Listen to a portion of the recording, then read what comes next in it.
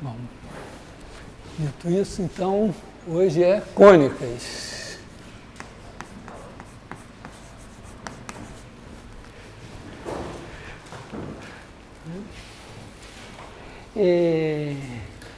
Não sei, para mim não é muito claro se as cônicas começam entendidas como cônicas ou se elas são entendidas primeiro como lugares geométricos e depois vai para o cone.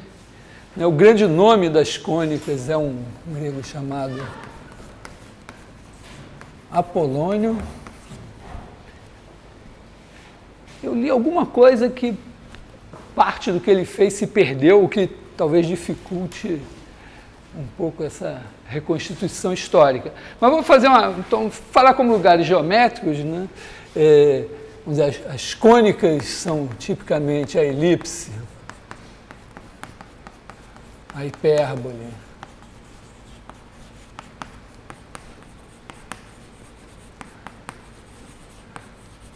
a parábola, que entram, vamos dizer, na categoria geral de lugar geométrico, né?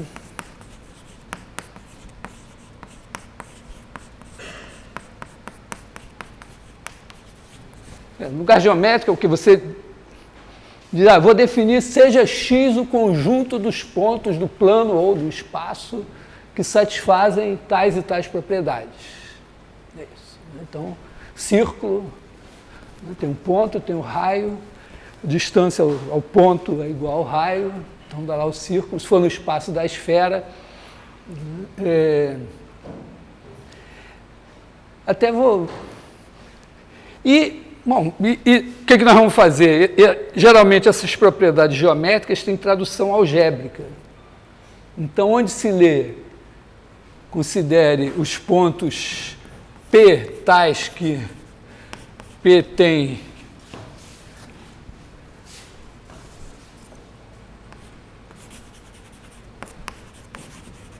a propriedade Pzinho, vamos dizer assim, né? Isso vai se ler, seja o conjunto dos pares XY ou XYZ, tais que XY satisfaz a equação. Às vezes pode ser uma inequação também, uma equação Então, tipo, já fizemos isso com o círculo. Vou fazer de novo. Tem um exemplo que não é cônica, mas é ligado ao Apolônio, que é você dar um ponto P1, um ponto P2, e dizer, vou considerar, dar um número K, e aí você pega os pontos P, tais que PP1 igual a K vezes PP2. No caso aqui, como esse é maior, o K vai ser maior que 1. Quando K é igual a 1, é exatamente a mediatriz do segmento. Quando K é diferente de 1, já caiu em prova, na prova 1, não corrigi ainda, não sei quem fez, se alguém fez, é um círculo, conhecido como círculo de Apolônio. Você pode demonstrar geometricamente ou algebricamente. A ideia, assim, tendo a dica de que é um círculo, você dizer, bom, claramente tem um ponto aqui, vou chamar assim, ponto A, aqui, sei chamar de A1, e um ponto A2 aqui, que vão satisfazer, aliás, nesse caso aqui, o A2 vai estar para cá, né? Que vão satisfazer isso. E como tem uma simetria, claramente o que tiver em cima tem embaixo, se for um círculo, isso aqui é um diâmetro, vai ser uma coisa assim. E aí agora então você localiza esses dois caras,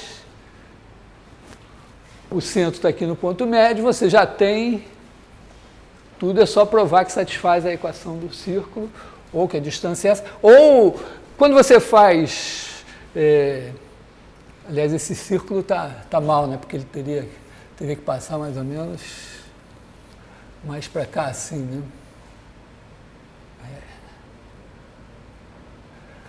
Acho que tem que chegar esse P um pouco mais para cá, porque senão não vai caber, mas vai ser uma coisa assim.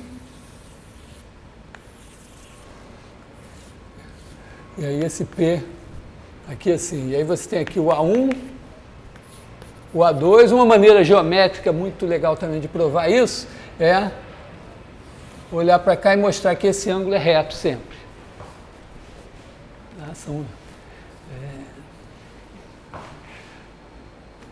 Maneira é mostrar que esses caras são os pés das bissetrizes. Então, bom, de alguma maneira... Então, esse é um exemplo de lugar geométrico, não é muito badalado, mas ele é muito importante, porque ele vai reaparecer na eletricidade, magnetismo, quando você estuda eletromagnetismo, no cálculo 3, tem acho que se não me engano foi o Kelvin, usou essa ideia de pegar uma carga que tem aqui, porque o fato aqui, né, que você tem essa distância aqui e essa daqui estão numa mesma proporção. Então, se você tem uma carga aqui, pega um ponto desse círculo, o potencial elétrico devido a essa carga aqui tem a ver com o inverso dessa distância. E o potencial elétrico devido a essa carga aqui tem a ver com essa distância aqui. Se elas têm uma razão constante, se você multiplicar uma delas por uma constante adequada, eles vão ser iguais. Se você botar cargas de sinais contrários, eles se cancelam. Então, a maneira de você botar uma carga aqui, botar uma outra aqui, de maneira que os dois potenciais se cancelem. Isso tem lá a sua importância. Certamente, o cara que lá no século XIX fez isso, bebeu nessa fonte aqui. Bom, aí vou fazer o exemplo das cônicas. Outra coisa importante, assim, para não errar, é o conjunto dos XY pertencentes a R2, tais que x2 mais y2 igual a R2, e o conjunto dos XYZ pertencentes a R3, tais que x2 mais y2 igual a R2, tem uma pequena diferença. Geralmente a gente omite isso aqui, mas em R3 essa equação é o quê? Em R2 isso é um círculo, em R3 são os caras que se projetam, né? Você tira a coordenada Z, portanto olha a projeção no plano XY, e eles caem no círculo de sendo na origem raio R. Então é um cilindro. Esse é um círculo, esse é um cilindro, embora seja a mesma equação. Bom, na verdade, né, se você botar uma equação qualquer que defina uma curva em R2, se você usar a mesma equação em R3, significa que são os caras que têm ainda a coordenada Z, mas tirando a coordenada Z, portanto projetando no chão, cai em cima daquela curva. Então é um cilindro construído em cima daquela curva. Bom, então nossas cônicas podem surgir de maneira desconectada, né? Pensando a elipse aqui, você bota aqui um F1, um F2 e diz, bom, então vamos pegar os pontos tais que PF1 mais PF2 igual a um certo valor que, por razões misteriosas, vou chamar de 2A. E aí tem uma maneira fácil. Sabe que eu estudei na escola pública lá em Santa Teresa, na 8ª série, a gente aprendia a traçar cônicas. Tinha aula de desenho geométrico. Legal. Não sei se vocês tiveram isso. Então maneira óbvia, você pega aqui um compasso, quer dizer, você escreve, separa aqui esse tamanho 2A, aí escolhe um certo R aqui, Então aqui você tem 2A menos R, aí você marca aqui o círculo de raio R, faz aqui com esse círculo de raio 2A menos R, e aí quando você pega esse ponto aqui, aqui é R, aqui é 2A menos R, a soma é 2A. Mesma coisa aqui. Mas antes de mudar do R para o 2A menos R, você faz o R aqui também. Aí você faz o 2A menos R aqui, aí você já vai marcando 4 pontos de cada vez. Aí vai fazendo de 4 em 4, até achar que está bom, aí liga os pontos. Era um suplício não digo, até que era divertido. Tinha até uma coisa chamada curva francesa, um negócio assim e tal. Então, isso era a maneira de desenhar uma elipse até, sei lá, uns 50 anos atrás, pelo menos assim. Né? Na verdade, o computador, esse que a gente tem pessoal, assim, é uma coisa dos anos 80, né? Que tem um pouco mais de 30 anos, em que aí você passou a ter... porque, repara, a elipse... As pessoas conhecem a equação da elipse desde lá do tempo de Descartes, Fermat e tal, só que seria uma equação assim, né? Quer dizer, se você tem aqui menos A0, menos C0,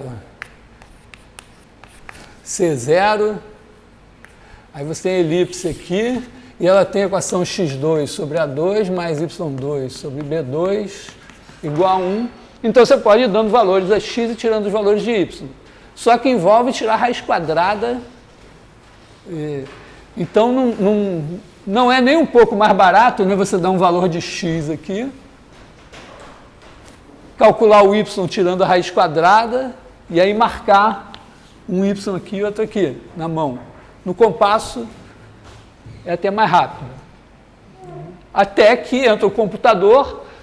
Primeiro que ele é capaz de calcular esses pontos velozmente, mas ainda você ficar marcando na mão ainda não era tão bom.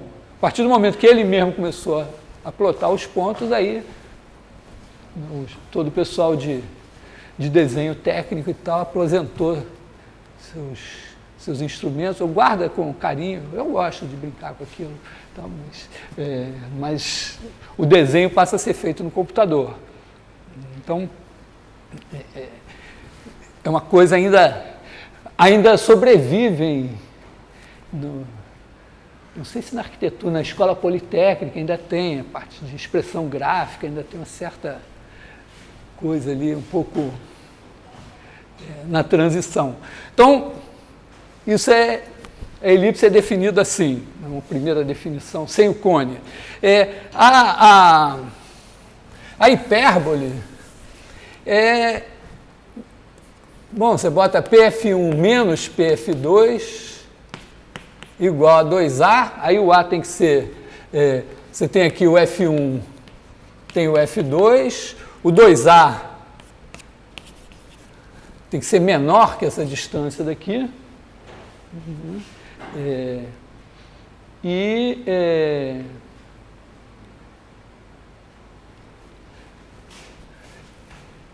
você pode também, não vou desenhar a hipérbole, mas você também pode, mesma coisa, fazendo um macete semelhante, desenhar a hipérbole assim. E a parábola, ela é conhecida assim, né? Você tem uma reta R, um foco F, e aí você pega os pontos tais que essa distância é igual a essa. Né? Então, PF igual, vou notar assim a distância de PAR também. Também dá para fazer facilmente com régua e compasso, marcando ponto a ponto. Vistas assim não tem... Oi? Se eu for fazer um negócio de desenhar um círculo, cada ponto F1 para hipérbole, o círculo com certeza vai passar de F2 de equilíbrio. O raio dele é maior que F1 de equilíbrio. Você precisa, né? Você precisa pegar um cara aqui, e precisa que a diferença das distâncias de 2A. Não necessariamente, né? Porque você vai ter, por exemplo, aqui você tem, sendo esse 2A aqui, dá para mais ou menos perceber que tem pontos aqui, tais que essa distância menos essa dá isso aqui. Na verdade, quando você escreve assim, você vai ter só um ramo da hipérbole, você vai ter um pedaço assim. Quer dizer, essa distância menos essa igual a isso. Tá?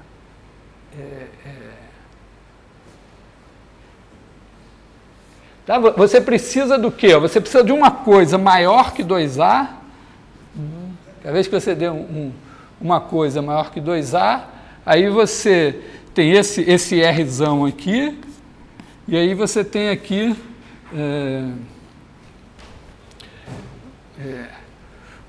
2A, digamos, 2A aqui.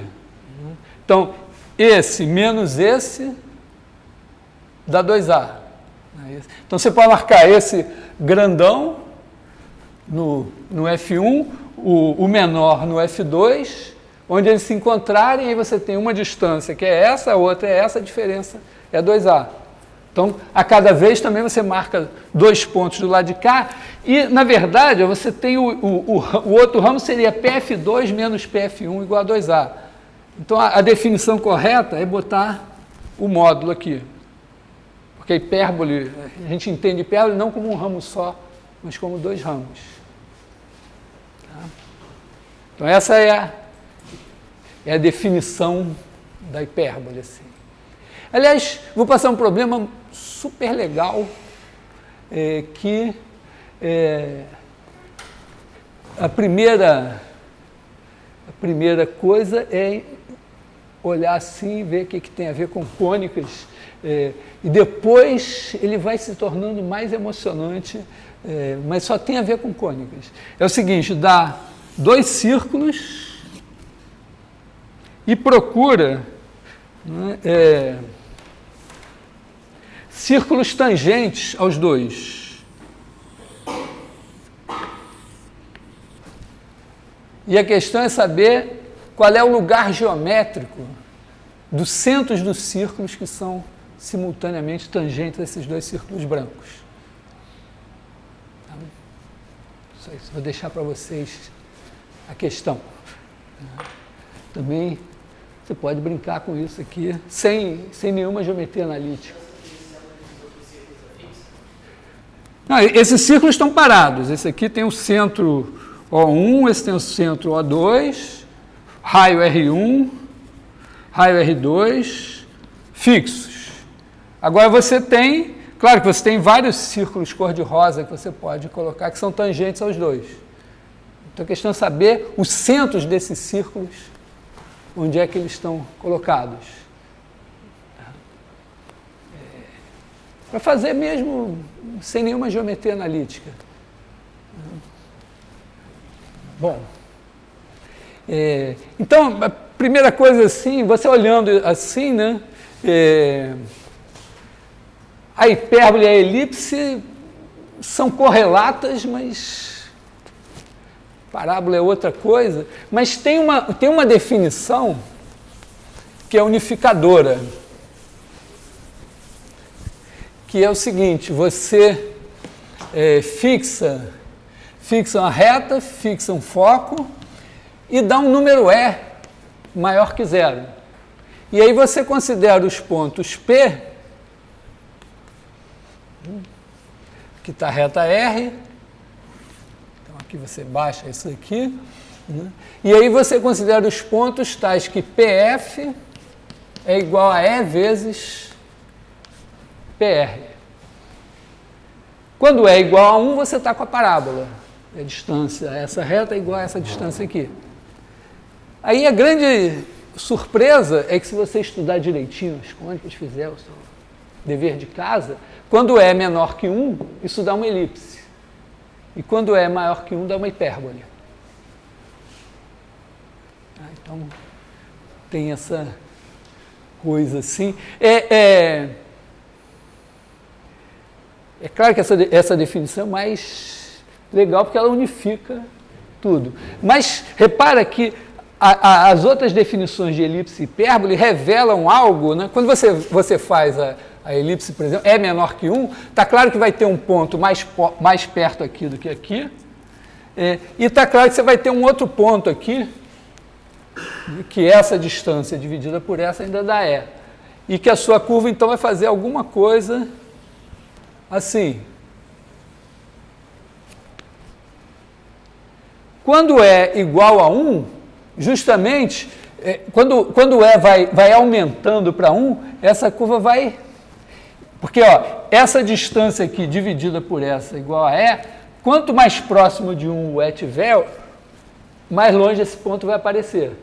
Porque no infinito, a distância desse ponto a esse foco aqui, dividido pela distância desse ponto a essa reta, tende a 1.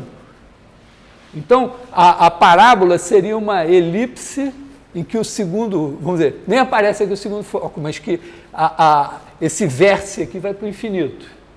E quando passa de 1, esse ponto reaparece do lado de lá. Então ele vai... Lembra que eu comentei a coisa da projeção estereográfica? Não, esse vértice aqui, na medida que o E tende a 1, ele vai lá para o infinito e ele volta do infinito pelo lado de cá. Mas, por outro lado, não é nada evidente quando você dá essa definição assim que essa curva tenha um eixo de simetria aqui. É claro que ela tem a simetria aqui, mas que a elipse tenha uma simetria aqui não é evidente, enquanto que na outra definição é evidente.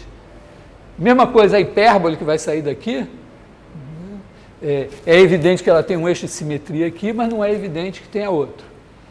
Quando você vê que a outra definição faz você ver o seguinte, que, bom, se tem esse foco aqui, tem um outro foco aqui, e assim como você pode usar esse foco, essa diretriz, deve ter uma outra diretriz aqui, você pode usar o contrário. Mesma coisa para a hipérbole.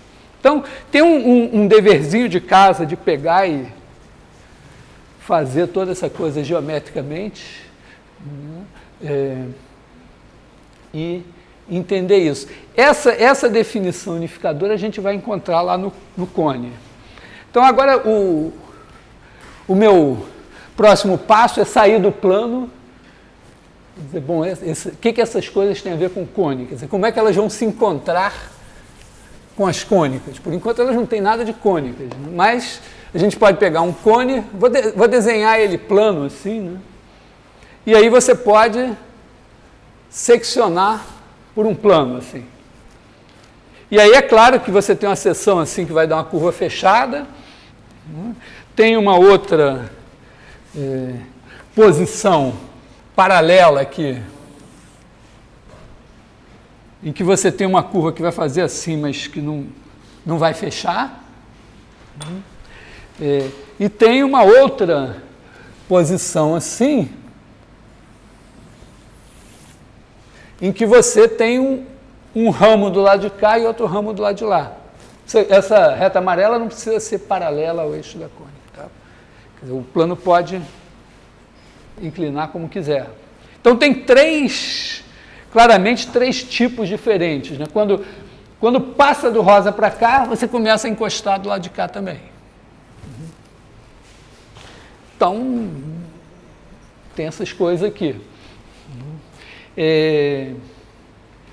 Eu não sei se o Apolônio sabia o que eu vou fazer agora, talvez esteja na parte do trabalho dele perdida, mas essa abordagem que eu vou fazer agora é devido a um belga chamado Dandulin. Eu vi também tem um outro belga, Quetelet. Esses caras aqui, isso foi por volta de 1820 e coisa, não tem nem 200 anos. Os caras fizeram isso lá no... as cônicas têm uma história meio engraçada, assim, né? Porque certamente no tempo do Apolônio aquilo foi talvez o ápice tirando talvez algumas coisas que o Arquimedes fez e tal, mas é meio o ápice da geometria grega, né? O suprassumo do conhecimento, aquilo ficou assim. Aí quando o Kepler lança que as órbitas dos planetas são elípticas e depois o Newton faz o trabalho dele, parece que as cônicas deveriam estar no centro da matemática, mas é justamente o momento que o centro da matemática está se deslocando para o cálculo, para a derivada, para a integral e tal, mas elas ainda renderam muito fruto aí nesses séculos passados, até o século XVIII, então tem muito resultado sobre cônicas, mas eu diria que hoje elas não são um resultado central, uma coisa central em geometria, tem uma importância histórica, tem um monte de coisas legais. Eu reparo assim, conversando com colegas geômetras bons, eles sabem menos talvez de cônicas do que eu, eles sabem muito mais de geometria que eu, mas de cônicas não é tão importante assim. Mas, de qualquer maneira, é legal, serve como porta de entrada para algumas coisas, então vamos fazer. Então, a primeira coisa que eu vou fazer é mais... Eu vou usar a elipse. É semelhante... Vocês lembram que na aula passada eu demonstrei que se você tem um cilindro, secciona por um plano, aí você bota uma bola de tênis por cima, outra por baixo e mostra que aquilo é uma elipse. Tem um filminho, espero que vocês tenham visto, o filminho está melhor do que a minha aula. E aí a gente pode fazer a mesma coisa, se você tiver um cone assim e cortar por um plano, fazendo aqui uma curva assim, você pode fazer a mesma coisa botando aqui uma esfera tangente aqui e outra esfera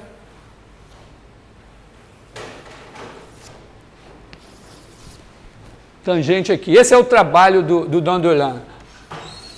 Tá? E aí você tem aqui um círculo, tem outro círculo.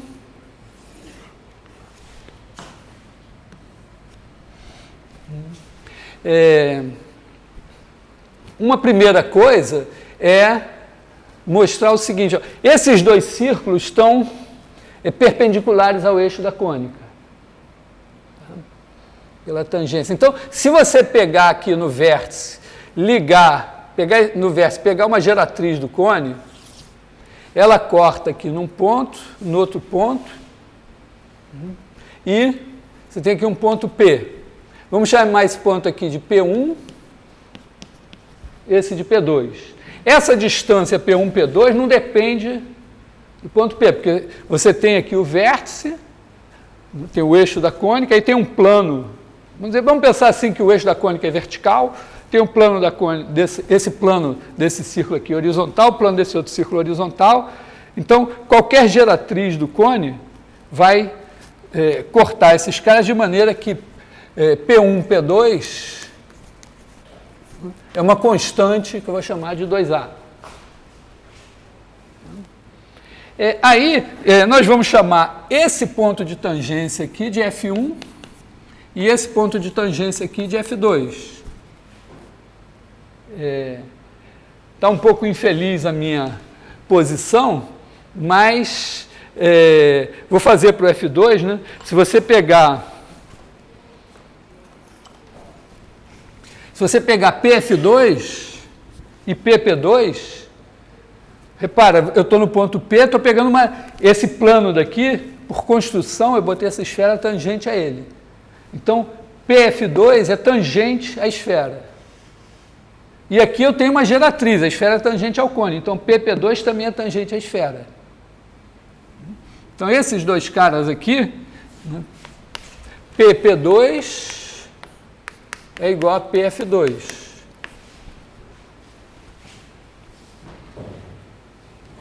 Tá beleza? Assim,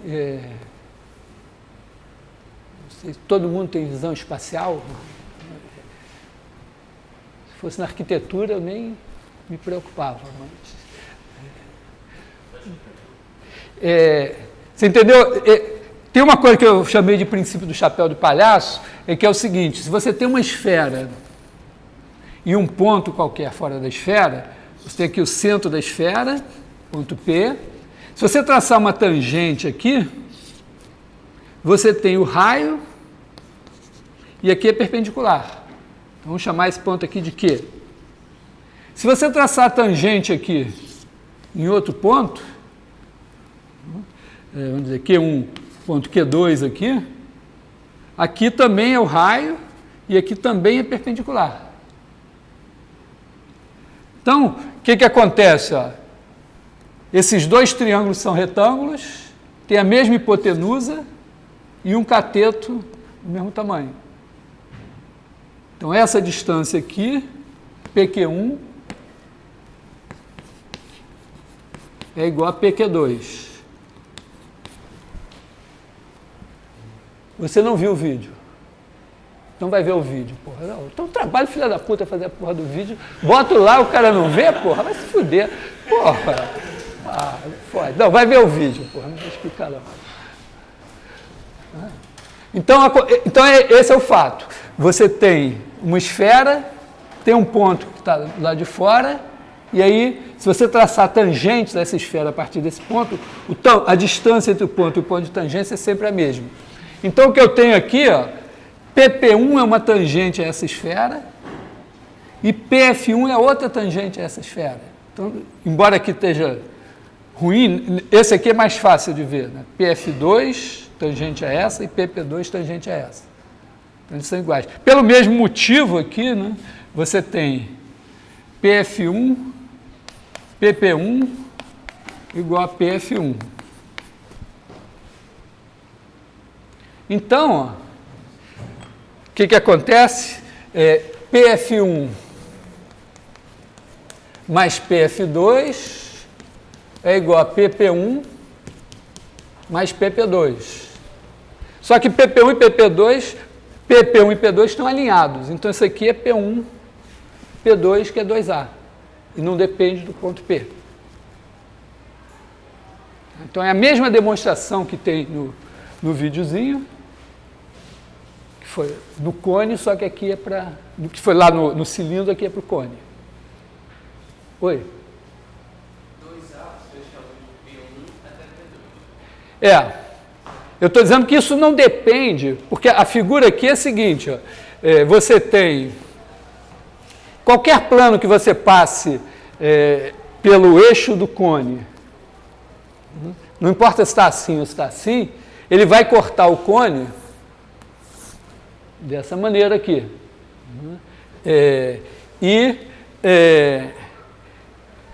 Da mesma forma, esse plano aqui é perpendicular ao eixo do cone. Então, você vai ter isto aqui, esse aqui é perpendicular ao eixo do cone, eles estão a uma certa distância aqui, de maneira que essa distância aqui é sempre a mesma, aqui assim. Então, essa distância aqui é sempre a mesma. Se você pegar essa distância aqui ou essa daqui, é sempre a mesma. Tá? É como você fazer uma saia rodada. Mas aí, o PP1 falou que era 2A também? Não é o PP1 que é 2A, o P1, P2 é 2A. Então, o PF1, como ele é igual ao PP1, e o PF2, como ele é igual a PP2, a soma dos dois é essa soma que é 2A. E isso não depende do P. Qualquer ponto P, eu posso pegar um ponto P aqui, ligo aqui no vértice, eu vou ter um P2 aqui, um P1 aqui, e o mesmo raciocínio vale. Tá? Eu não vou... o importante é que você entender a ideia. Para fazer a hipérbole, vai ter que fazer um macete um pouco diferente, porque a diferença é ter que botar uma esfera do lado de cá, outra do lado de lá, mas dá para fazer assim também. Tá? Então, isso mostra que aquela elipse definida pela soma das distâncias a dois pontos fixos constantes está aqui no cone. Aquela hipérbole também está aqui. Embora a gente possa fazer pela excentricidade. Agora, eu vou fazer agora a geral, que é mostrar que aquela definição foco-diretriz e excentricidade, que eu disse vale para elipse, hipérbole e parábola, sai aqui também, no cone. A demonstração é um pouquinho mais elaborada, mas... Vou fazer para elipse também, para vocês entenderem a ideia, né? A gente bota então o cone assim, bota aqui a elipse, bota essa esfera aqui assim, tem um ponto F. Vamos fazer aqui o plano da elipse, mais ou menos, tá meio...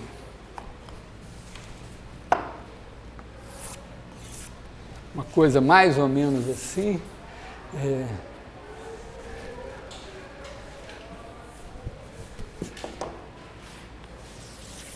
De perspectiva eu sei a teoria, a prática não é tão brilhante. Então a gente tem esse plano aqui, que é o plano da cônica, então aqui a gente tem a nossa cônica, que a gente agora até já sabe que é uma elipse. E aqui tem um outro plano horizontal aqui, que tem esse círculo aqui. Esses dois planos se encontram aqui numa certa reta. Vou chamar essa reta aqui de R. E aqui está o foco F. Aí, a gente pega um ponto P aqui da nossa cônica e tem aqui a distância, vamos chamar esse ponto aqui de P índice R, não sei se é a melhor ideia, depois eu posso mudar o nome dele. A gente pode, aqui é uma perpendicular, né? Na verdade, a gente pode fazer o seguinte, a gente pega um plano por P, que é perpendicular a esse plano horizontal, tem vários, né? Mas a gente pega aquele que é perpendicular a essa reta também. Tá? Então tem dois planos assim, eles se encontram aqui nessa reta, aí a gente pega um plano que é perpendicular à reta e é perpendicular ao plano de cima, passando por P. Então ele vai, justamente, ele vai passar aqui e ele vai encontrar, vai ter um encontro aqui assim, tem que puxar isso um pouquinho para cá. Então, ó, você tem aqui o P, vamos chamar esse ponto aqui de P0,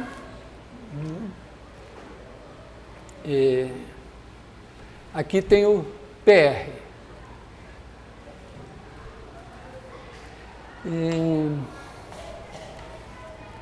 Agora, vejamos o seguinte, se a gente ligar o P aqui no vértice, né, tem essa reta daqui, a gente tem aqui o ponto P1, vamos chamar aqui de, botar esse círculo aqui cor de rosa, e aqui a gente tem o ponto P1, acho que eu vou chamar esse ponto aqui de P2, para ele não destoar, né?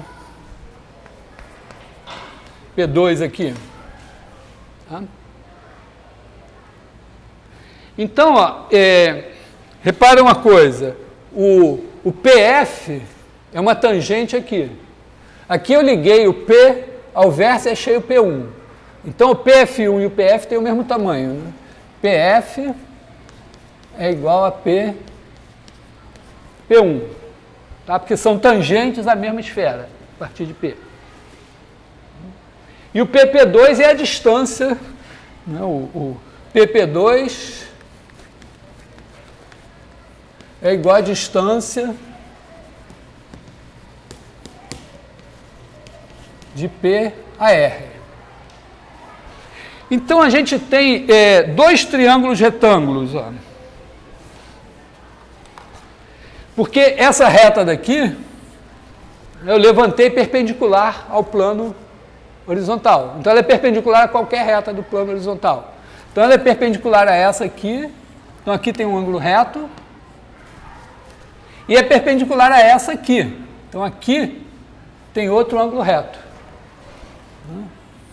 Então, eu tenho aqui, ó,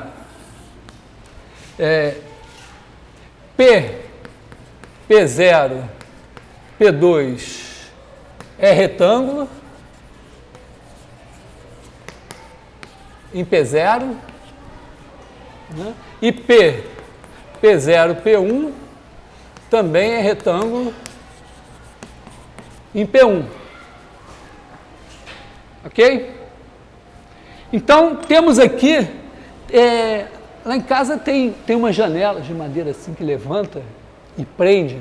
Tem uma coisa chamada borboleta, que é uma coisa que tem uma dobradiça, é uma dobradiça assim, só que ela é mais enfeitada, né? Mas a gente pode pensar assim, tem uma dobradiça aqui e a gente pode abrir esses triângulos. Então, a gente pode abrir e fazer assim, né? Está aqui o P, está aqui o P0, e aí a gente bota o P1, aqui, e, aliás, o P2 aqui, e o P1 assim. Esse ângulo é reto, esse ângulo é reto, então isso aqui fica dessa maneira. Ok? Observa o seguinte, ó. Esse ângulo daqui é o ângulo que este plano da cônica faz com a vertical. Então, deixa eu desenhar aqui separado um pouco. Ó. A gente tem aqui o cone, o plano da cônica, a vertical.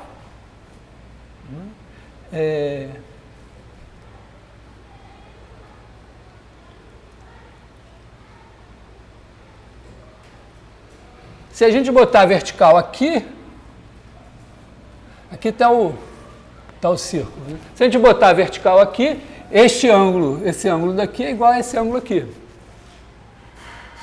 Então, se eu olhar aqui exatamente, ó, nessa reta aqui assim, e botar esse ângulo aqui, este ângulo é igual a este ângulo aqui.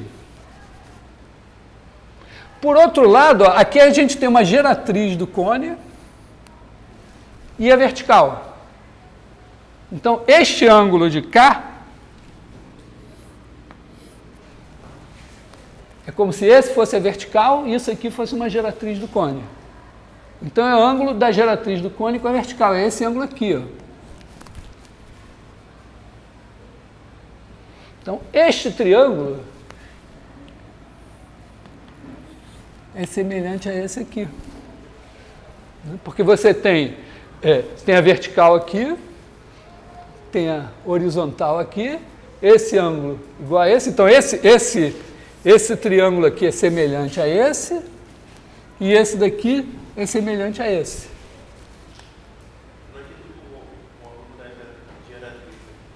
É porque o cone, né, você tem o eixo do cone, aí você tem uma reta assim e ela gira em torno do cone, mantendo esse ângulo constante. Então, todas as geratrizes do cone fazem o mesmo ângulo com a vertical. Então, vamos dizer, a vertical, em princípio, é essa daqui. Mas se eu pegar, aqui eu tenho uma geratriz do cone, ligando P ao vértice. Daqui eu levantei uma vertical. Então, esse ângulo daqui, que vem a ser esse, é o ângulo de uma geratriz do cone com uma linha vertical, que é igual a esse ângulo aqui, ó. É igual a esse ângulo aqui, que é esse daqui. Tá legal? Quer dizer, em qualquer ponto P que eu faça isso, se eu pegar um ponto P aqui, ligar lá no vértice, eu tenho uma geratriz. Se eu vier com uma vertical aqui, o ângulo é sempre esse ângulo aqui, que é esse aqui. Então, esse triângulo aqui tem um ângulo aqui que é sempre o mesmo, independente de quem seja o ponto P. Então, aqui eu tenho um triângulo retângulo. Então, esse triângulo retângulo aqui, esses triângulos são sempre semelhantes. Se eu pegar um ponto P qualquer, eu pego o P0 correspondente, esse ângulo aqui é sempre o mesmo, esse ângulo é reto, então isso aqui é sempre a mesma coisa. Da mesma forma, o lado de cá, né? Quer dizer, esse ângulo daqui é o ângulo que...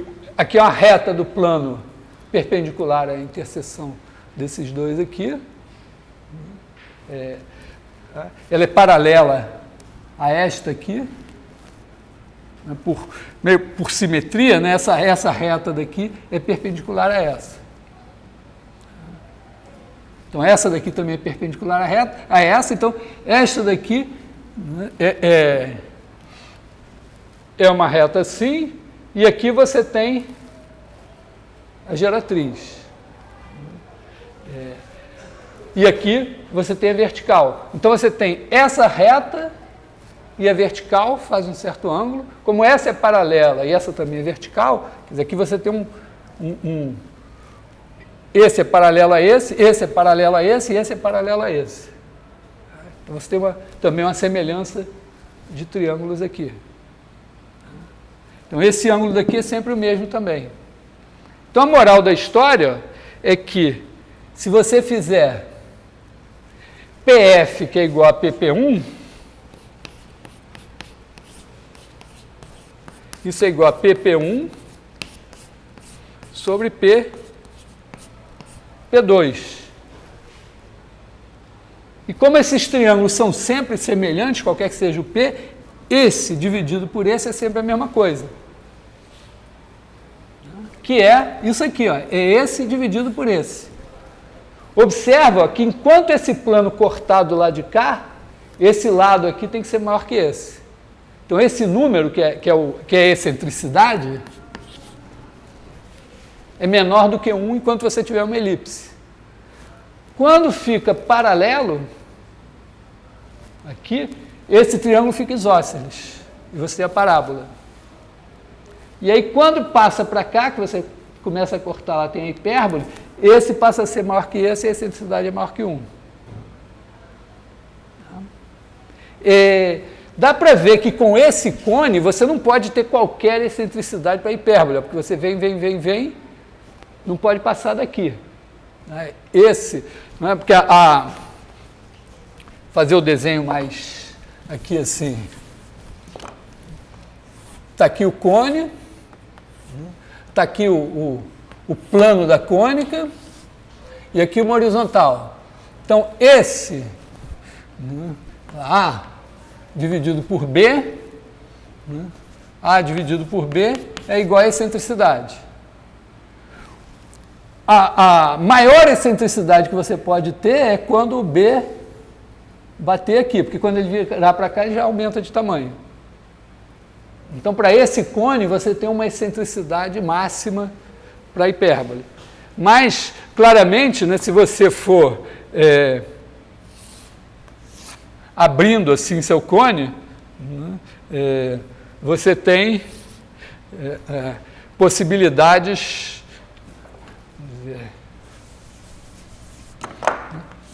com um cone assim mais aberto, você tem essa razão, esse dividido por esse, pode atingir valores maiores quando você chega aqui. Da medida que ele vai fazendo assim, isso vai tender para infinito. Então, com cones cada vez mais abertos, você obtém hipérboles de excentricidades cada vez maiores. Já para a elipse não tem problema, né? Porque esse daqui está fixo, quando você vai inclinando, esse negócio tende para infinito e a excentricidade tende a zero. E você vê que quando a excentricidade tende a zero, você tende para o círculo. Então, o círculo é entendido como uma elipse de excentricidade zero. Aliás, a excentricidade, se você fizer as contas lá na elipse, se você tem aqui, esse tamanho daqui, tipicamente é chamado de A, esse daqui, A é o semi-eixo maior, B é o semi-eixo menor, e a distância focal, metade da distância focal, isso aqui é o C. e o C sobre A é a excentricidade. Então, quando os dois focos tendem a um só, é justamente quando o C tende a zero, a excentricidade tende a zero.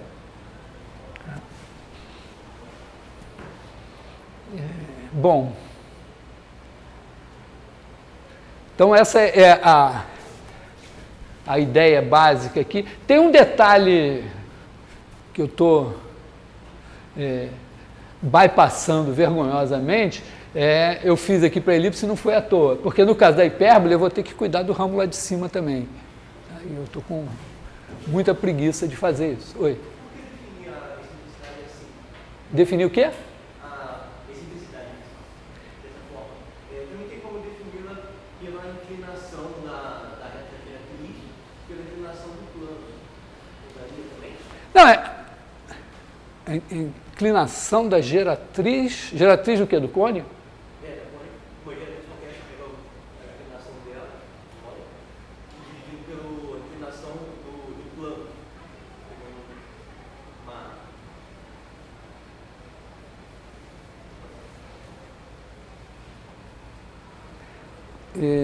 Mas como é que você vai medir a inclinação do plano? Você vai ter que pegar esse tamanho aqui, sei lá, alguma coisa.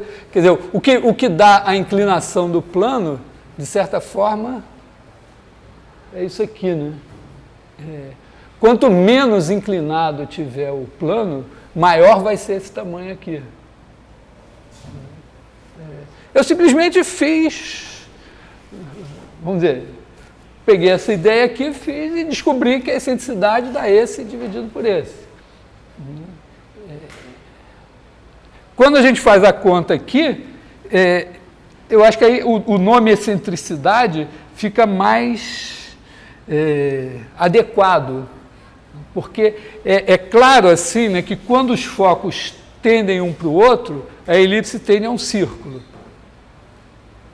Então, a excentricidade é zero. Tá? Quer dizer, os focos se afastaram zero do centro. Na medida que os focos vão se afastando do centro, desde que você mantenha o eixo maior fixo, né, a excentricidade vai aumentando.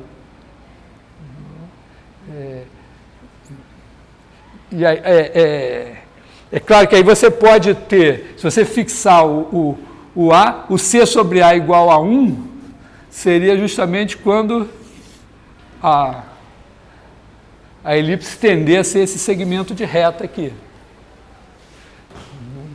Então, tem umas coisas interessantes que você pode, quer dizer, você pode pegar uma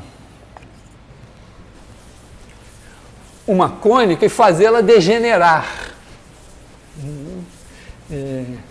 Então, uma maneira de... Você pega uma elipse, você tem aqui, você fixa os vértices, e aí bota os focos, F1, F2. Então, esse tamanho daqui é C, e esse tamanho daqui é A. E aí a excentricidade é igual a C sobre A. Aí, quando os focos vão andando para cá, né, quando você fizer C igual a A, mantendo esses caras, digamos aqui, A1 e A2 fixos, aí você vai ter que ter a distância a esse mais a distância a esse constante, vai dar todos os pontos aqui do meio. A elipse degenera assim. O que é uma maneira diferente de fazer degenerar, porque quando a gente pensa assim, a diretriz fixa, o foco fixo, e faz a excentricidade aumentar para 1, a elipse degenera numa parábola e não num segmento. Então, num certo sentido, talvez você possa dizer, mas essa parábola ficou uma coisa tão alongada que é como se fosse... Mas realmente aqui, né, o E tender a 1 faz a elipse tender a uma parábola. O E tender a 1 aqui faz a elipse tender a um segmento de reta. Da mesma forma, a hipérbole, se você fizer a mesma coisa com os focos do lado de cá, e fizer os focos andarem para cá, a hipérbole degenera em duas semirretas, assim. Que ela vai fazendo isso e degenera em duas semirretas.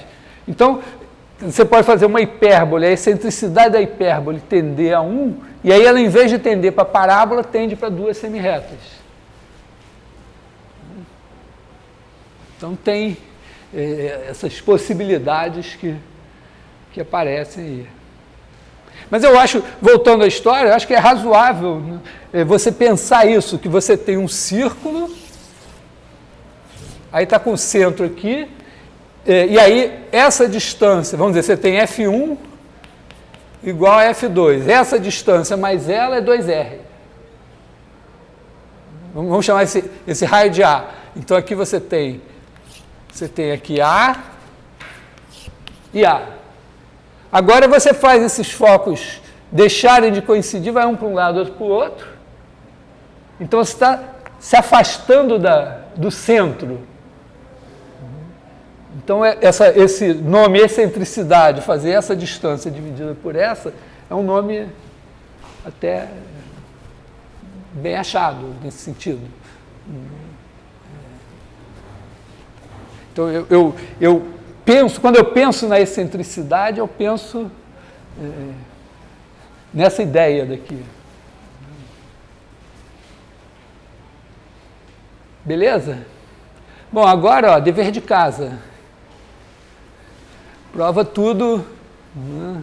Quer dizer, pega uma elipse, né? e com isso aqui, F1, F2, mostra que tem uma reta aqui e outra aqui, tais que os pontos da elipse coincidem com aqueles que têm essa distância dividida por essa, igual a esse tamanho dividido por esse. Faz a mesma coisa lá para a hipérbole. A hipérbole você tem um ramo, outro ramo e tal. Faz aquele probleminha dos círculos tangentes a dois círculos, que ele é fascinante. Eu fiquei emocionado, assim, porque tem um curso na graduação de matemática, que é Geometria 1, que fui eu que criei, e eu dei o primeiro curso. A ideia era que, na época, era que os alunos não estavam aprendendo mais nada de geometria no colégio, e a gente tinha que dar alguma coisa assim. E aí, no final do curso, eu passei esse problema, assim, na última aula eu fui resolver, e eu não tinha resolvido. Aí eu fui resolvendo, e fui vendo coisas aparecerem que eu não tinha visto, que eu achei lindo aquilo. Então, se vocês resolverem aquele problema, vocês vão ver, talvez, coisas assim aparecerem também. Bom, isso, de certa forma, foi assim um acerto de contas geométrico, para a gente estar seguro de chamar uma cônica de cônica, entender algumas coisas. Tem uma coisa ainda interessante sobre cônicas geométricas, que é o seguinte, são as tangentes.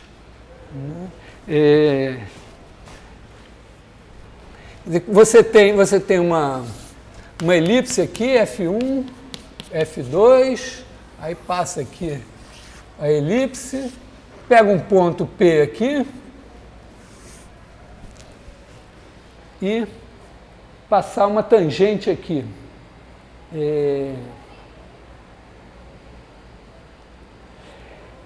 Tem uma maneira de encarar esse problema da tangente da seguinte maneira. Essa reta tangente, ela é tal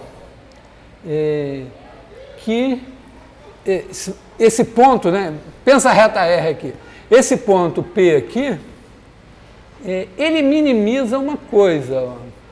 Se você pegar um outro ponto aqui, P', a soma dessas distâncias é maior do que essa. Qualquer outro ponto da reta, ele está fora da elipse. Aqui estou usando o fato de que a elipse é convexa, que eu não... Mas está claro, no caso como ela sai do cone, o cone é convexo. Pelo menos a metade de baixo dele é convexa. Você corta por um plano que é convexo também, então a interseção é convexa. A interseção de dois convexos é convexa. Sabe o que é um convexo? Sabe o que é um convexo, Matheus? Uma figura é convexa se você pegando 2 pontos quaisquer da figura, todo o segmento está dentro dela. Então, essa daqui, por exemplo, não é convexa porque você tem isso. Esse eu aprendi na 7ª série. Inclusive, a professora se confundiu lá, tive que discutir com ela. Mas, sério, aprendi na 7ª série, não sei lá porquê, mas... Bom, então, você tem... O P é o único ponto dessa reta que toca a elipse, os outros estão fora. Então, aqui, essa soma é maior. Então, a situação é a seguinte, ó, você tem a reta tangente, tem o F1, tem o F2, e esse ponto de tangência minimiza a soma das distâncias. Então, pensa só, qual é o ponto dessa reta, tal que, se eu pegar essa distância mais essa, vai ser a menor possível. É mais ou menos assim, você vai, né, ter que bater um pique nessa reta, sair daqui, até um pique nessa reta aqui, voltar aqui, você tem que escolher o ponto certo para você correr o menos possível. Tem uma maneira super elegante, né, que é fazer o seguinte, né, você reflete esse cara aqui, bota aqui um F2 linha, e observa que qualquer ponto que você pegar aqui, essa distância é igual a essa. Então, se eu pegar um ponto aqui, se eu pegar esse ponto aqui, eu tenho essa distância mais essa, que é igual a essa mais essa. Então, se eu fizer isso, esse é o ponto. Porque o menor caminho entre 2 pontos é lá. Tá. Então, você tem isto aqui assim. Detalhe, né, que se você passar uma perpendicular aqui, então, este ângulo é igual a esse. Mas como esse triângulo aqui é isósceles, esse ângulo é igual a esse, vai ser igual a esse. Então, se você tiver uma tangente aqui, se você pegar esse cara daqui e esse cara daqui, pegar a perpendicular aqui, ela não está muito bom no meu desenho, mas ela é a bissetriz desse ângulo. Aqui temos, então, tem a questão no quiz, né? O bilhar elíptico. Se você tem um bilhar elíptico, usando a ideia de que o ângulo de incidência é igual ao ângulo de reflexão também para bolas de bilhar, você bota a bola no foco F1, manda em qualquer ponto aqui, aí você tem a tangente, a perpendicular, e ele se reflete de maneira que esse ângulo é igual a esse. Portanto, vai bater no outro foco.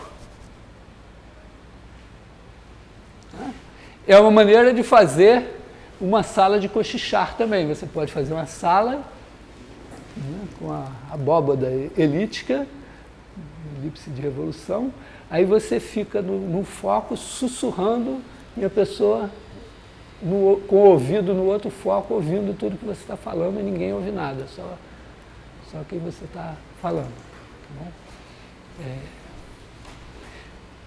Ok?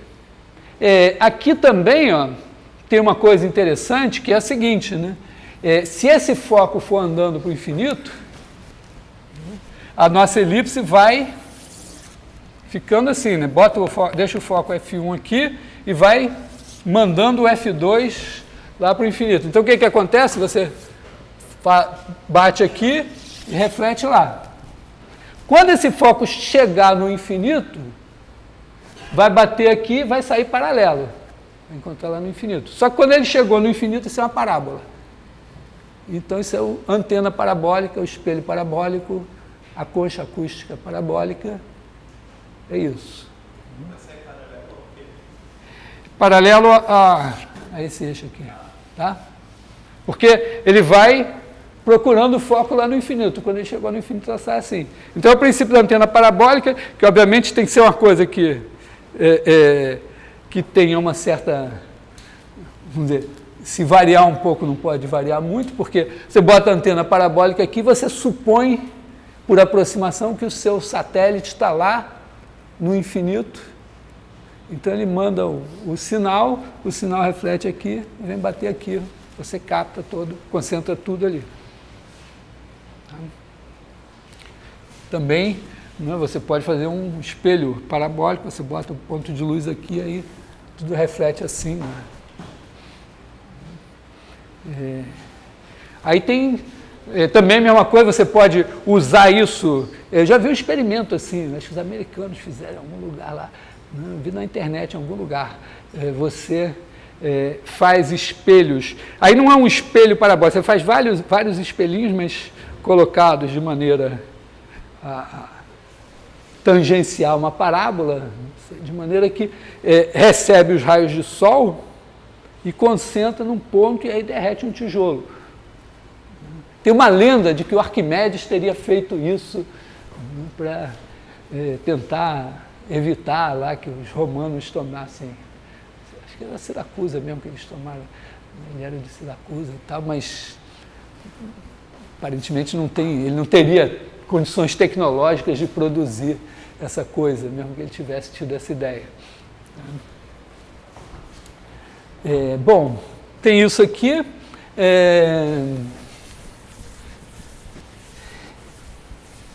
Para hipérbole, você tem aqui F1, F2, a hipérbole tem uma... quando você pega o cone assim, você secciona, faz uma hipérbole, você fica com uma curva assim. E repare que o plano corta o cone, e tem o plano paralelo ao plano da hipérbole, que passa pelo vértice, que justamente contém duas geratrizes. Ele é paralelo à hipérbole. Então, se você olhar assim, você vê a hipérbole aqui, essas duas geratrizes estão assim, e a hipérbole é assintótica. Não a geratriz, porque ela está em outro plano, mas fechando um olho para pensar que está tudo no mesmo plano, você tem as assíntotas da hipérbole. Então, tipicamente, para desenhar uma hipérbole, você primeiro desenha as assíntotas e depois tenta não fazer muito feio. Alguma coisa assim. E aí tem também a questão de você pegar aqui um ponto e passar uma tangente. Aqui, ó, você tem o seguinte, né? Se você pegar esse ponto aqui e fizer essa distância menos essa, dá o 2A. Se você pegar um ponto de cá, digamos que você pegue, prolongue aqui assim, cadê o F2? Não. Desculpa, o F1 está aqui e o F2 está aqui assim. Eu botei como se eles fossem os vértices. Né? Então, aqui você prolongou, tem esse cara aqui. Então, aqui assim. Né? Então, esse menos esse é 2A. Se você fizer esse daqui menos esse, né, você tem, chamar aqui de alfa, beta, A, B. Então, você tem alfa mais A menos beta menos B, menos beta menos B, não, menos B, né? Alfa mais A menos B, e você quer comparar com alfa menos beta. Então, o que é isso? Isso daqui é igual a alfa menos beta menos A mais B. Acontece o quê? Que aqui, o que você tem aqui?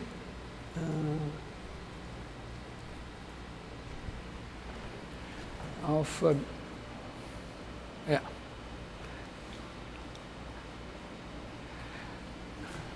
Então aqui você tem está comparando, vamos dizer, está comparando B menos, não, deixa eu ver, estou fazendo alguma coisa,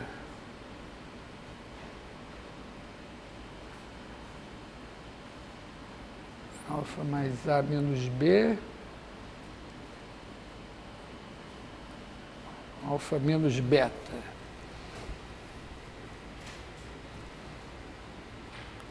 Será que B menos A aqui posso garantir que é maior?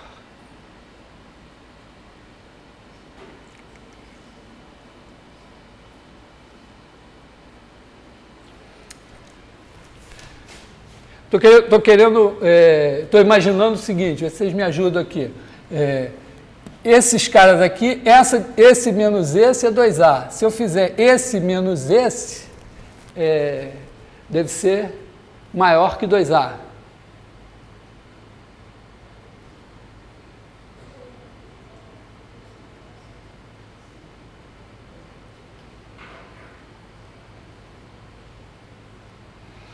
Assim, quer dizer, isso aqui mais beta, né?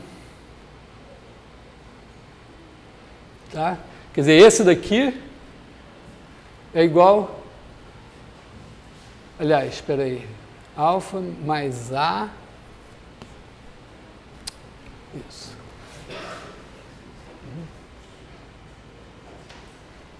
Agora, A mais beta menos B é sempre maior que zero.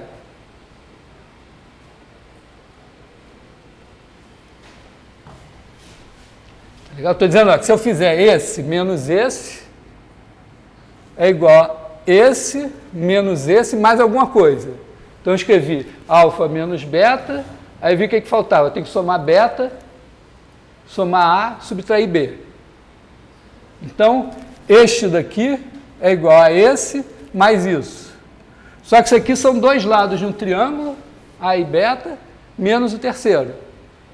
Então essa soma é sempre positiva. Então, essa distância aqui, menos essa, é maior do que essa menos essa. Então, esses caras de cá, dentro aqui do ramo da hipérbole, a distância é maior. Aqui é igual. E por um raciocínio análogo, eu vou ter que aqui é menor. Tá? É só para dizer o seguinte, ó, se eu pegar a reta tangente, então agora é o contrário, né? Essa distância, se eu fizer essa distância menos essa, está sempre menor do que 2A. E aqui é o ponto de máxima.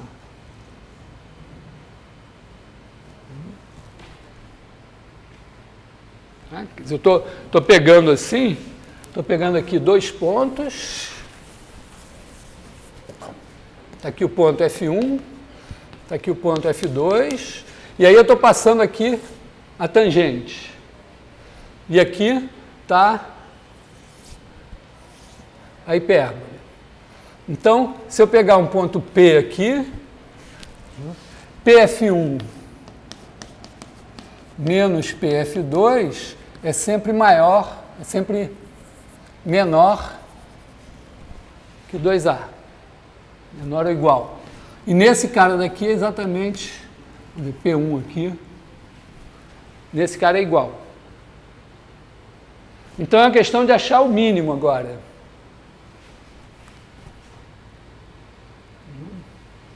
Então agora a gente tem a situação assim, né? A gente tem aqui o ponto F1, o ponto F2, tem uma reta passando aqui entre eles, e eu quero que essa distância menos essa seja a menor possível.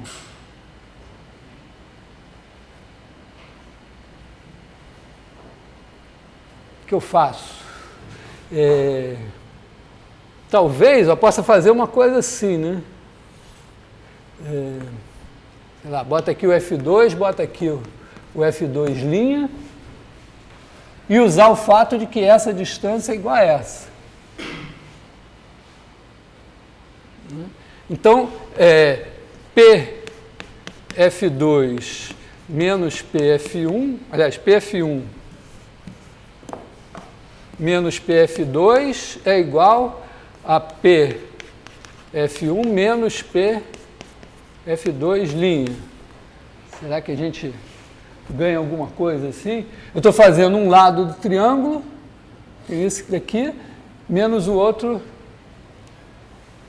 lado do triângulo. Quer dizer, essa diferença daqui, esse menos esse, é sempre menor do que esse. Então, o maior, quando é que vai ser máximo isso? Vai ser quando eu fizer assim, né? Porque aí essa menos essa vai dar exatamente igual a essa.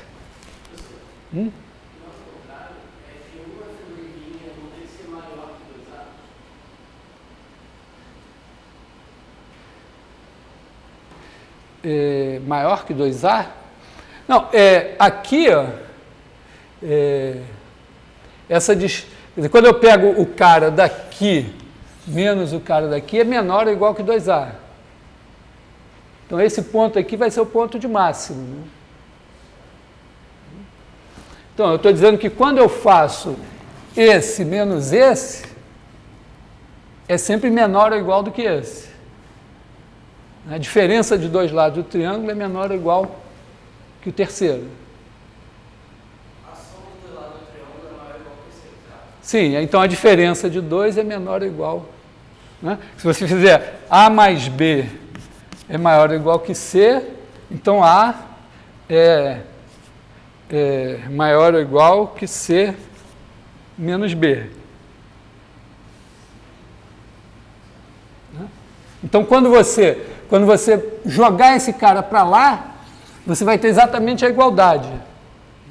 Então, nossa situação aqui seria isso, né? Você faz essa...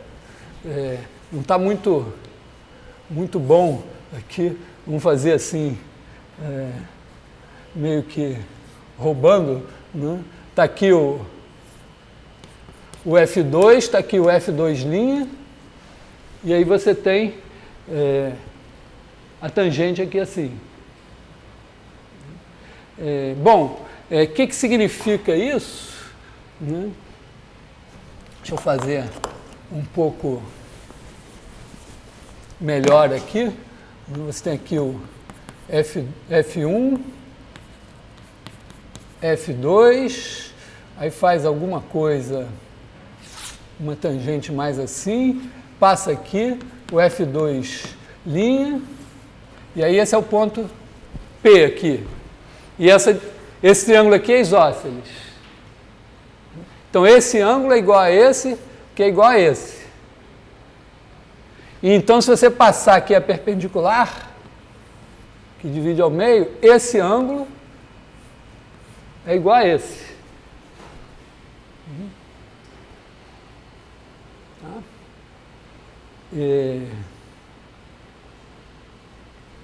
Então, no caso aqui, ó, você tem isso assim, né?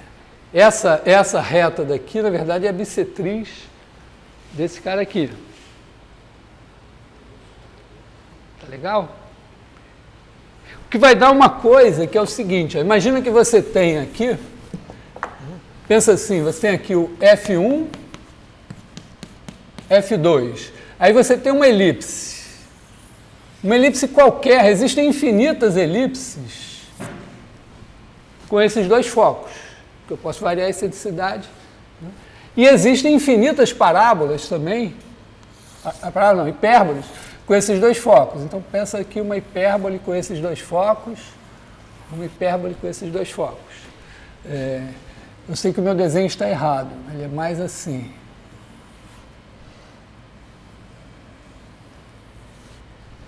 Aí, o que acontece? Se você passa uma tangente aqui a elipse, você sabe que ela divide esse ângulo aqui no meio. Mas essa aqui é tangente à hipérbole. Ela também, essa divide esse ângulo aqui no meio. Então, é uma propriedade impressionante que se você pegar dois focos, pegar uma elipse qualquer que tenha aqueles dois focos, uma hipérbole qualquer que tenha aqueles dois focos, elas se cortam perpendicularmente. Então, você vai fazer uma figura assim, você bota todas as elipses que tem esses dois focos, faz uma família de elipses cobrindo o plano todo, uma família de hipérboles com esses dois focos cobrindo o plano todo, e todas as interseções são perpendiculares.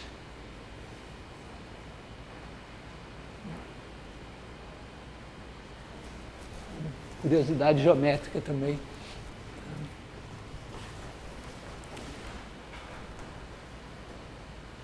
Beleza?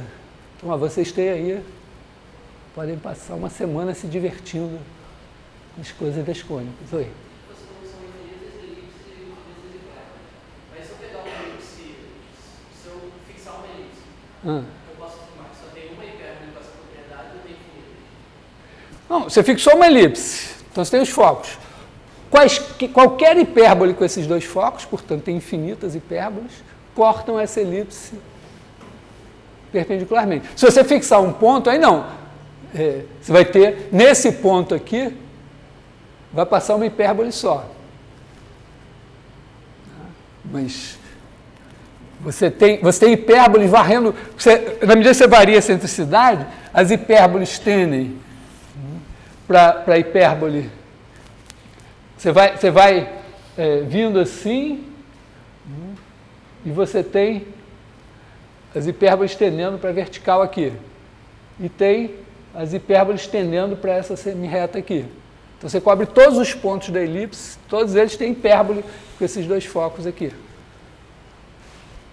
Tem uma transformação super interessante que mostra essa coisa, é o seguinte, você pega no plano complexo e faz a função j de z igual a um meio de z mais 1 sobre z. É a transformação do Zhukovsky, é um russo aí. E aí, essa transformação faz o seguinte, ela pega círculos de centro na origem e transforma em elipses, com os focos exatamente aqui em menos 1 e 1. E as retas que passam pela origem se transformam em hipérboles com esses mesmos focos. Então, aqui você tem a família de círculos assim, e retas que se cortam perpendicularmente e os círculos viram elipses. Na verdade, porque o zero está fora, né? Essa semirreta vira um ramo da hipérbole e essa semirreta vira outro ramo da hipérbole. E aí elas se cortam todas perpendicularmente. E essa transformação tem uma coisa interessante que eu botei no livro, que eu espero fazer ainda, que é o seguinte, ela nos permite fazer uma ligação, duas coisas conhecidas em física. É conhecido na física que se você pegar um oscilador harmônico, tipo um sistema massa-mola, mas pensando no plano, né, pensa o sistema massa elástico, tá? Fixa um ponto no plano, puxa por um elástico e solta. Ele vai fazer assim que nem uma mola. Mas se você, em vez de soltar só, você der um peteleco para cá, ele vai fazer assim e a órbita é elíptica. E aí são elipses de centro na origem.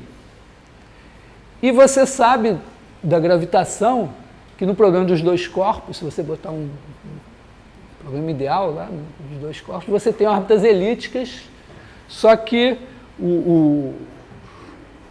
se você deixar um corpo fixo na origem, coisa que só matemático pode fazer, você tem órbitas elípticas com um foco na origem. E dá para você, usando essa transformação, você fazer as órbitas de um virarem as órbitas do outro, de uma maneira macetosa aí. Essa transformação vai reaparecer.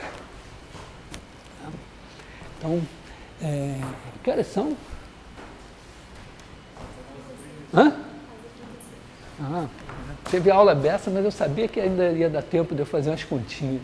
Então, isso aqui é o nosso background geométrico.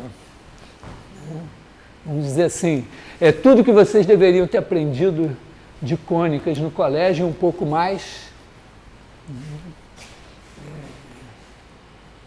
Basicamente são coisas de geometria sintética, não tem nada, nenhum bicho de 7 cabeças aqui, nada que eu fiz. Né?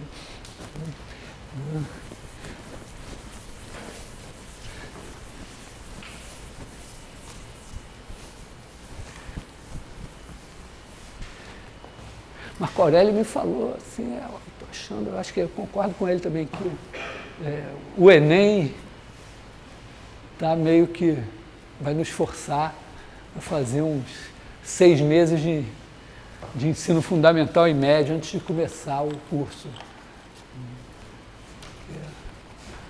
Estou começando a sentir que as pessoas estão chegando aqui sem não é só o background matemático, até também de hábitos, assim, mas talvez para o ano que vem vocês vão ter que se virar. Bom, então agora a ideia é passar esses conhecimentos geométricos, vamos passar para coordenadas. Então, é engraçado, né, porque você chega ao final do ensino médio sem saber nada disso que eu falei aqui.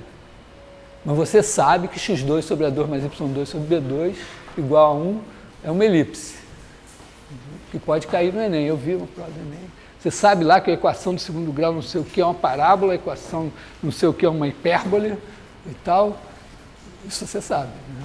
Essas coisas aqui não. Então, vamos agora traduzir isso. Então, uma primeira coisa básica, né? Imagino que alguns de vocês tenham visto, né? Você fazer a elipse, não sei se eu vou fazer a elipse, acho que eu vou fazer o seguinte, vamos mostrar, acho que eu vou tentar mostrar, nunca fiz isso, não sei se eu já fiz assim, acho que eu já fiz, que toda cônica é dada por uma equação de segundo grau. Porque agora a nossa ideia é a seguinte, vamos mostrar que toda cônica é dada por uma equação de segundo grau, em x e y. E em seguida nós vamos mostrar que toda equação de segundo grau corresponde a uma cônica. Então, vamos botar assim um sistema de coordenadas, x, y. Vamos tentar fazer honestamente, né? Você pega aqui um foco F, então ele tem coordenadas x0, y0. Pega aqui uma reta, ax mais by mais c igual a 0. Então, esse aqui é o ponto F, essa daqui é a reta R. Então, vamos fazer, dá um número E maior que 0, e temos que fazer PF, pegar aqui um ponto P, PF dividido por PR é igual a E. Ou vamos fazer assim, para não... Tá assim, PR. Bom, PF é simples, né? P é igual a XY, então a gente vai ter x menos x0 ao quadrado mais y menos y0 ao quadrado, raiz quadrada disso daqui. A distância do ponto à reta caiu em prova, não sei se caiu em prova, se você sabe fazer a distância do ponto à reta. Bom, por via das dúvidas, né, a distância do ponto à reta, vamos fazer o seguinte, né, a gente pega um ponto qualquer aqui da reta, infelizmente não vou poder usar x0, y0, vamos chamar aqui um ponto de x1, y1, está na reta, então ele satisfaz essa equação. O vetor AB é perpendicular à reta. Vamos supor aqui que A e B não são zero, porque aí seria um caso particular, meio, talvez mais sem graça. Tá, vou fazer um caso assim. Então ele é perpendicular à reta. Se eu quiser a distância de P à reta, eu vou fazer isso. Eu vou pegar esse vetor aqui e vou multiplicar escalarmente pelo unitário desse daqui. Porque aí, ó, quando eu faço o produto escalar desse por esse, dá o tamanho desse que é 1, vezes o cosseno do ângulo, dá o tamanho da projeção, dá esse tamanho daqui. Então, vamos fazer o PR. Como é que a gente vai fazer? A gente vai fazer x menos x1, y menos y1. Vamos fazer o produto escalar do unitário. O unitário vai ser 1 sobre raiz de A2 mais B2, AB. É o unitário desse aqui. Fala aí, Matheus, vamos lá. Tá beleza? Não entendeu porra nenhuma? Hã? É que você perdeu alguma coisa assim nessa importante. Ó. Olha só, tá aqui a reta. Pega um vetor aqui, perpendicular à reta, que é unitário. Aí tem esse ponto aqui. Liga aqui com um ponto qualquer da reta, P1, tá aqui o ponto P, faz esse vetor aqui. Qual é essa distância aqui? Ó? É isso daqui vezes o cosseno desse ângulo. Em módulo, porque esse cosseno, não sei se é positivo ou negativo. Esse ângulo daqui é igual a esse ângulo daqui, que é o ângulo desse cara com esse. Então, é tamanho desse vezes o cosseno desse ângulo, que é o produto escalar desse com esse daqui, se ele for unitário. Porque esse ângulo aqui, ó, pegar esse vetor, botar aqui, esse ângulo é igual a esse, igual a esse. Tá? Então, eu faço o produto escalar desse por esse, pego o módulo, é a distância. O meu AB é perpendicular à reta. Tá legal? Então, eu pego raiz de A2 mais B2, é o tamanho dele, AB, então esse cara aqui é unitário. Peguei o vetor, dividi pelo módulo, pela norma dele, deu unitário. Beleza? Então, eu vou fazer isso aqui. Esse aqui é o meu vetor, ó, x menos x1, y menos y1, está aqui. Vou fazer o produto escalar, então, por AB, e vou dividir por raiz de A2 mais B2. Isso aqui, então, vai me dar AX mais BY menos AX1 menos AY1 sobre raiz de A2 mais B2. Esqueci do módulo aqui, né?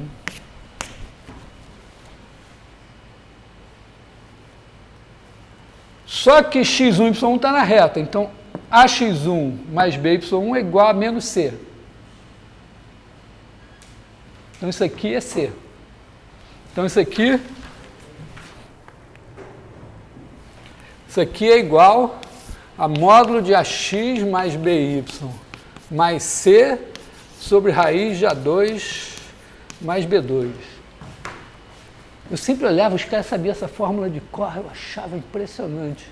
Mas, não sei, mas eu sei deduzir, tá vendo? Não precisa... Então, isso aqui... Então, esse cara daqui é igual a E que multiplica raiz de A2 mais B2, AX mais BY mais C em módulo. Então, tem uma raiz quadrada aqui, tem um módulo aqui, eu vou elevar o quadrado para ficar mais palatável. Então, apaga essa coisa toda aqui.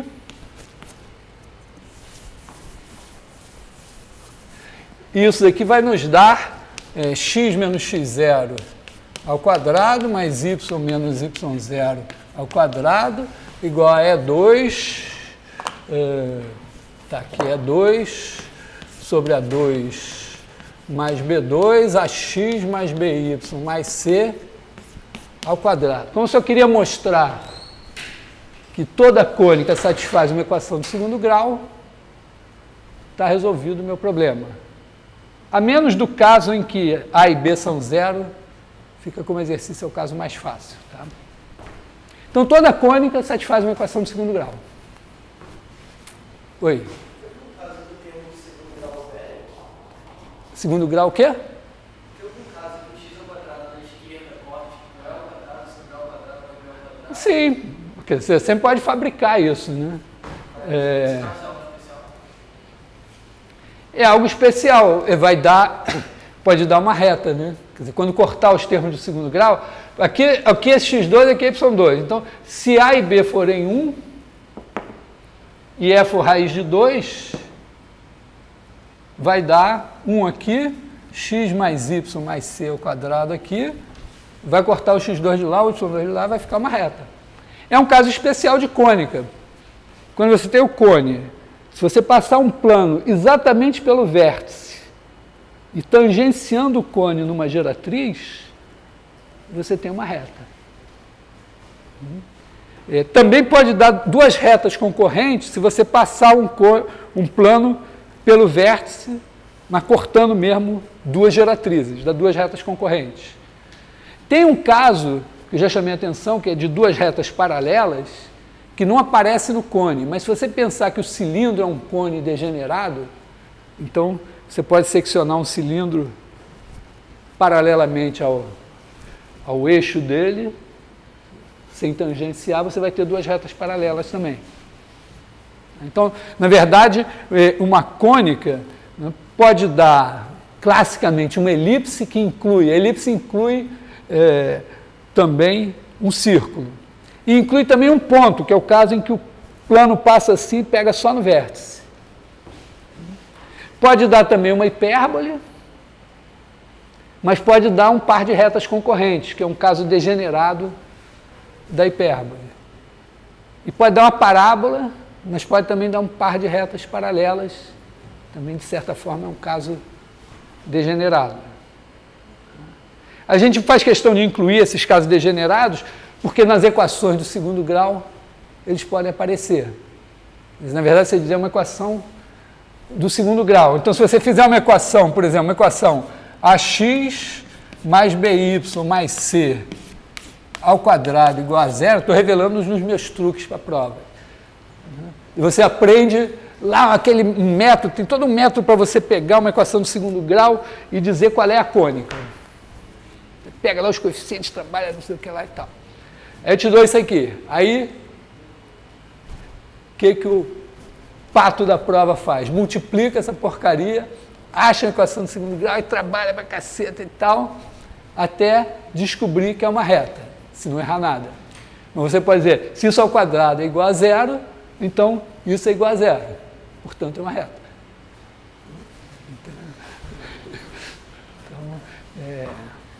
Então, questão típica, né? Que tipo de cônica é dado por essa equação? Então, realmente, você pode ter uma equação de segundo grau dando uma reta. Aliás, dessa maneira trivial, você pode ter uma reta dada por uma equação de grau par, trivialmente, né? Você eleva 2n aqui e pronto. Né? Hã? Aliás, no ímpar também, né? Hã? No primeiro livro do seu tem um negócio parecido, que é x a 4, não sei o quê. Aí eu fui abrir tudo depois que eu percebi que... Pois é. Bom, então toda equação do segundo grau, toda cônica é dada por uma equação do segundo grau. Tem umas equações canônicas, tipo, você pega uma elipse, bota aqui menos C0, chama esse cara de F1, esse de F2, aqui o XY, né? E aí você faz PF1 mais PF2 igual a 2A. Aí você faz as contas, eleva ao quadrado, não sei o quê, quer dizer, escreve, né? Escreve isso aqui, né? X mais C ao quadrado mais y2 raiz quadrada mais x menos c ao quadrado mais y2 raiz quadrada igual a 2a. Aí, para não ficar com uma coisa, passa um para o outro lado, eleva ao quadrado, aí depois eleva ao quadrado de novo, vai cancelando tudo, e no fim você introduz aqui o B, né, definido por B2 mais C2 igual a 2, e você chega à conclusão que x2 sobre A2 mais y2 sobre A2 menos C2, que é o B2, igual a 1.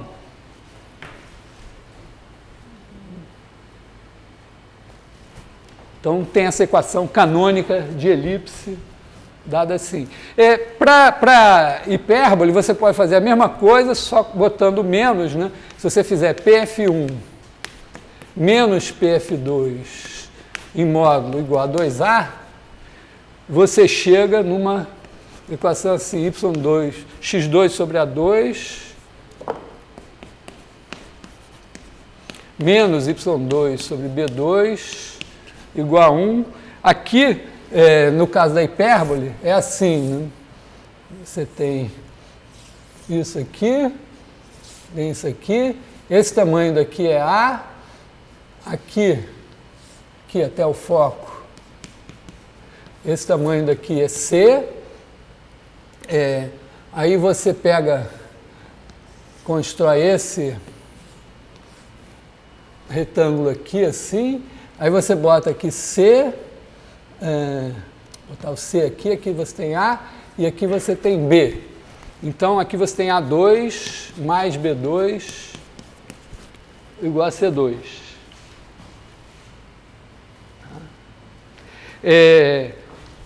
Curiosidade assintótica aqui, né? Se você botar essa equação aqui, né? X2 sobre A2 menos Y2 sobre B2 igual a 1. Então, vamos tirar o valor de Y. Y2 sobre B2 é igual a X2 sobre A2 menos 1. Então, Y é igual a B, é mais ou menos B raiz de X2 menos A2, B sobre A, né?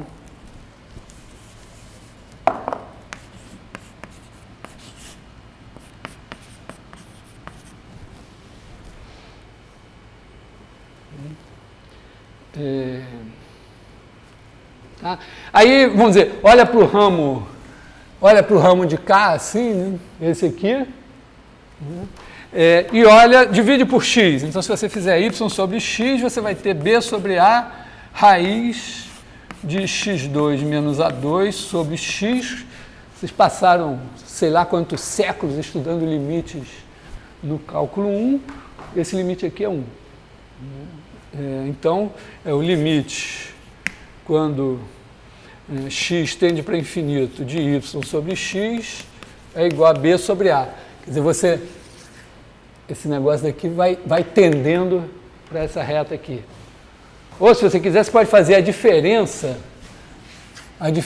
dessa reta daqui com isso daqui também. Quer dizer, você pode fazer bx menos isso, né? Se você fizer bx menos b sobre a raiz de x2 menos a2, também deve dar zero, né? Faz aí, vê se dá. Então, essas são as... Eu confesso para vocês que eu não gosto muito de fazer essa conta, elevar ao quadrado e tal, já fiz, mas cada um tem que fazer na intimidade, lá, se tranca no banheiro, lá escondido e tal, e vai lá e deduz essas equações pessoalmente. Hã? Ali no y, y igual a mais ou menos b sobre a, seria a raiz de y ao quadrado menos b ao quadrado.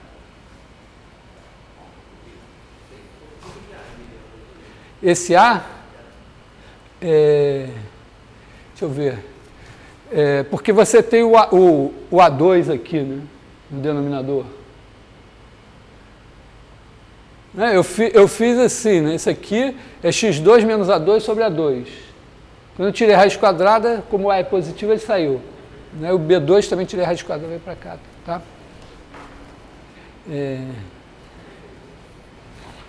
Então, agora a gente tem um trabalho...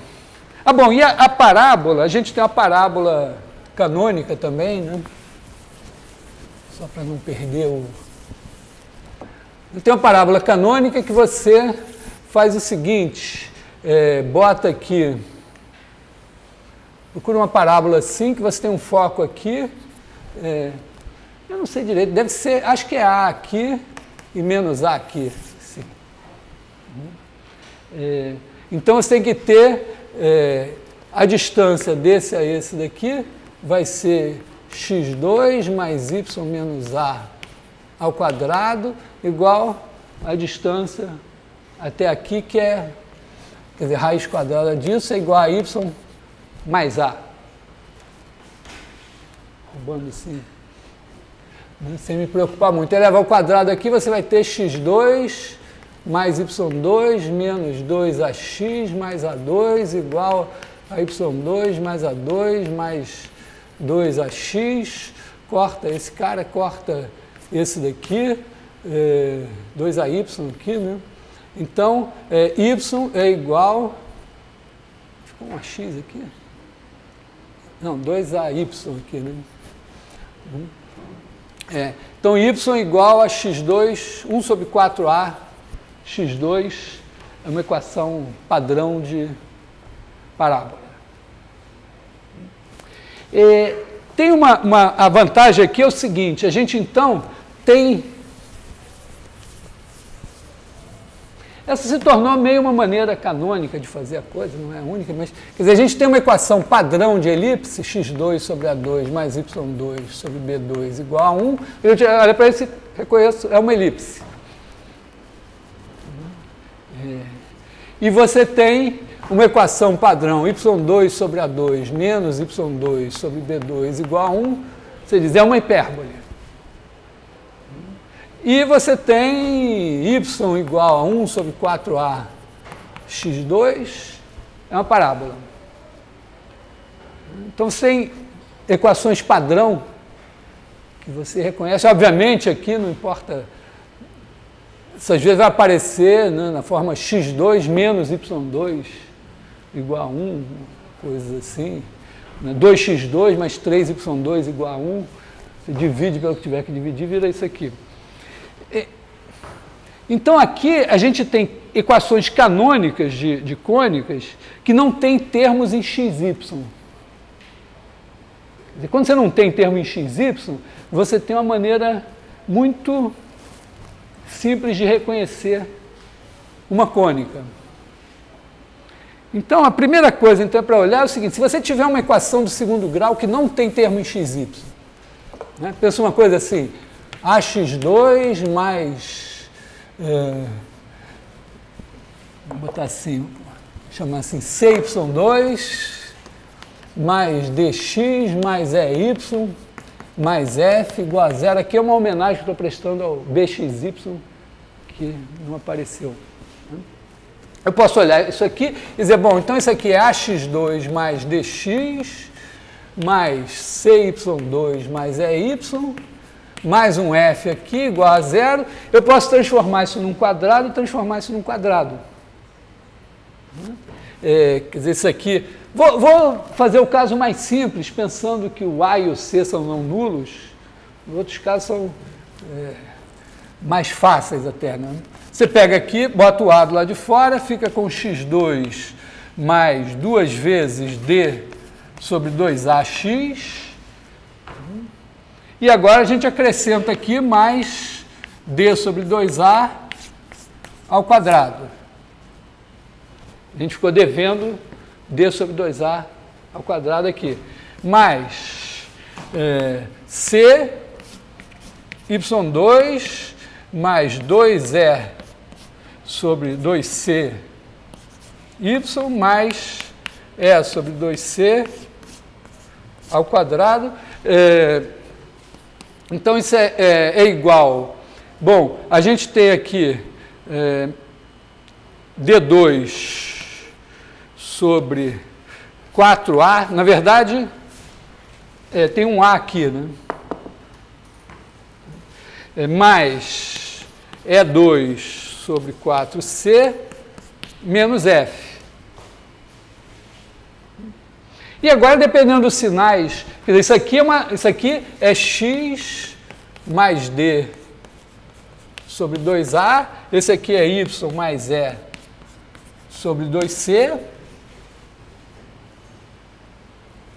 Então, se você chamar isso aqui de U, isso aqui de V, você ficou com A, U2 mais C, V2 igual a um G aqui.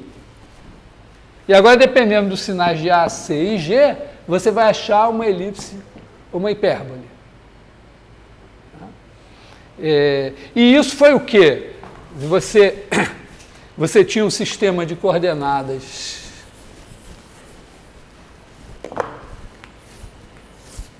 x, y.